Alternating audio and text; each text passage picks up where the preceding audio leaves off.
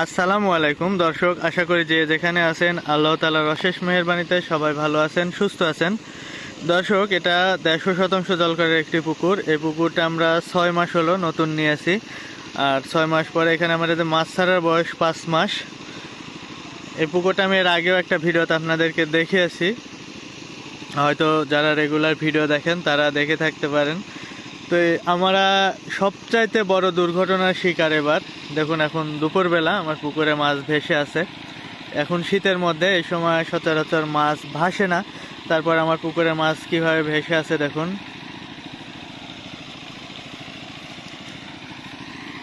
এই পুকুরের আবহাওয়া মানে পরিবেশটা যেমন খারাপ ছিল তা না, পরিবেশটা যথেষ্ট ভালো ছিল। আমরা 2 দিন দেখার পরে আমরা এখান থেকে রাত্রে সিলভার ধরেছি। আসলে সিলভার ধরার পরে আমি সেই ভিডিওটা এখন পর্যন্ত আপলোড দিইনি, আপলোড দিতাম পরবর্তীতে, যে আমরা এখান থেকে সিলভার মাছ ধরেছি। আমি যখন মাছ ধরতে নামি তখন বাজে রাত 2টা, মানে মাছ ধরতে নামা শুরু হয়েছে আগে, যখন জাল ভিড়ে যায় তখন বাজে রাত 2টা, আর এখন বাজে দুপুর 2টা। এই সময় আমার মাছের এই অবস্থা। তখন আমার মাছ দেবে যাওয়ার কথা, কিন্তু পুকুরের পানি জাল নামানোর পরে মাছ ধরার পরে হঠাৎ করে পানির কালার চেঞ্জ হয়ে যাচ্ছে। আমরা বুঝতে পারলাম যে পানির কালার চেঞ্জ হয়ে যাচ্ছে, মাছের কোনো একটা সমস্যা হতে পারে। আমরা সাথে সাথে শ্যালো নিয়ে আসলাম। এই যে এখানে চলতেছে একটা, এখানে চলতেছে একটা, এই পাশে নাই, এই পাশে মোটর চলতেছে। আর পুকুরে এয়ারোটার থাকা জরুরি। দেখুন, আমার এই পুকুরে কোনো এয়ারোটার নাই, যেহেতু আমরা নতুন নিয়েছি। এটার নেওয়ার পরে এয়ারোটারের ব্যবস্থা করতে পারিনি, কারেন্টের ব্যবস্থা করেছি সবেমাত্র, এখন এয়ারোটার লাগানো হয়নি। কিন্তু এর মধ্যে আমার দুর্ঘটনার শিকার হয়ে গেলাম। এ পর্যন্ত প্রচুর পরিমাণে মাছ মারা গেছে। আর এই যে দেখুন, মাছগুলি ভেসে আছে, কিভাবে ভেসে আছে দেখুন। আমাদের মাছ চাষের মধ্যে সবচাইতে বড় দুর্ঘটনা এটা হবে। তো হঠাৎ করে এই অবস্থা হয়ে গেছে। আমরা গাড়ি নিয়ে আসতেছি, মাছ সম্পূর্ণ ধরে দেব। আমার এই মাছের বয়স, রুই মাছের বয়স 5 মাস বয়স হচ্ছে রুই মাছের। পুকুর নেওয়া 6 মাস, কিন্তু মাছ ছাড়তে ছাড়তে সময় চলে গেছে। তো 5 মাস বয়স হচ্ছে আমার রুই মাছের। যখন আমি ছাড়ি তখন 500 গ্রাম প্লাস ছিল।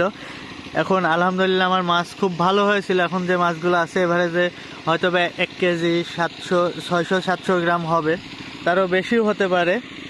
এবারে যে 700 গ্রাম মানে 600 গ্রামের নিচে আসবে না, উপরে থাকবে। দেখুন, সম্পূর্ণ পুকুর দিয়ে মাছ ভেসে আছে। ওইখানে যে শ্যালো চলতেছে ওইখানে আরও বেশি পরিমাণে মাছ আছে।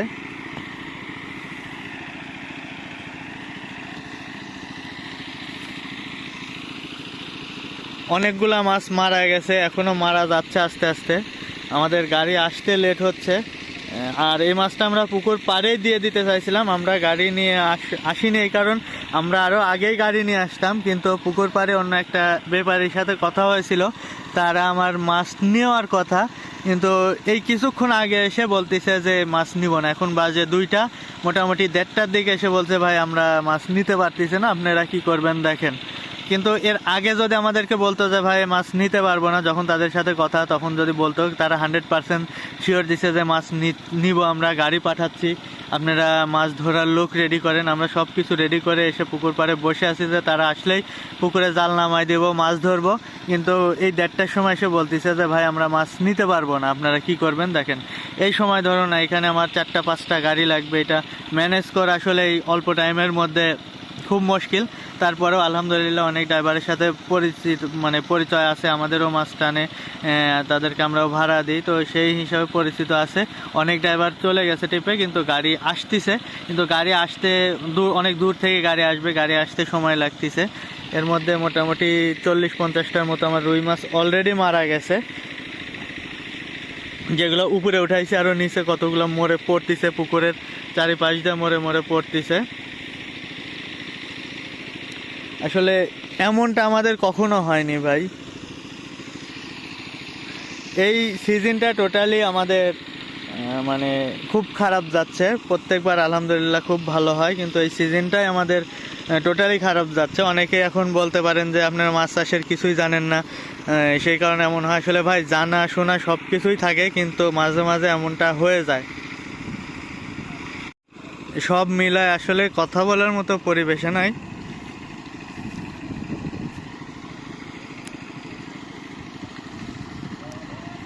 যারা আমার ভিডিও দেখেন তারা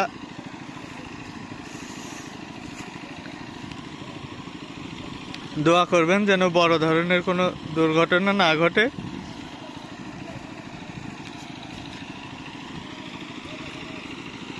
আসলে এগুলা ভাই আমাদের অনেক বড় স্বপ্ন।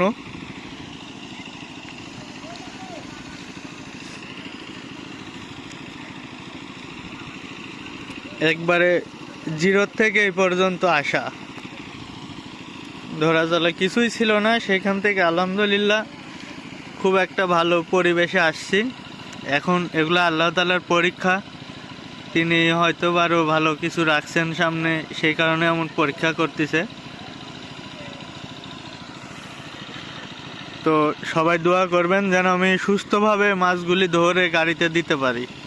মাছগুলো ধরার সময় যেন আমার বড় ধরনের কোনো দুর্ঘটনা না ঘটে। আমার 50-100 পিস মাছ যাক, কিন্তু এই মাছের মধ্যে আমি জাল নামাবো। আসলে এখানে জাল নামানোটা মোটেও উচিত হবে না, কিন্তু এখন যদি জাল না নামাই, এখানে মাছ যদি না ধরি, এখন রোদ্রের মধ্যেই আমার মাছ দাবেনি এই অবস্থা হয়ে আছে।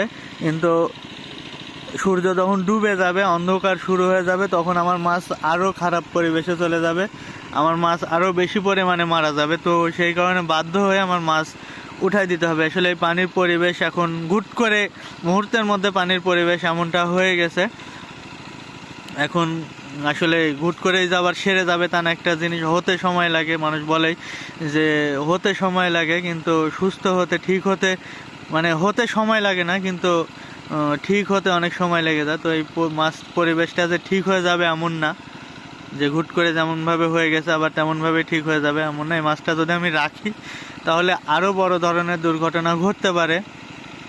তো এখন পর্যন্ত যে অবস্থাতে আছে, যে পরিবেশে আছে, সবাই দোয়া করবেন যেন মাছ ধরার সময় বড় ধরনের কোনো দুর্ঘটনা না ঘটে। কারণ এই মাছ জালের মধ্যে নিয়ে আসার পরে স্ট্রোক করে সব মারা যাইতেই পারে। যদি আল্লাহ তাআলা না চায়, তিনি যদি আমাদের জন্য ভালো কিছু চায়, তাহলে মাছটা আমরা সুস্থভাবে গাড়িতে দিতে পারবো ইনশাআল্লাহ। তো সবাই ভালো থাকবেন, সুস্থ থাকবেন। এই ভিডিওটা হয়তোবা আপলোড করতে আমার সময় লেগে যাবে, কিন্তু আপনাদেরকে আমি দেখাবো ইনশাআল্লাহ, আল্লাহ যদি আমাকে বাঁচায় রাখে, সুস্থ রাখে।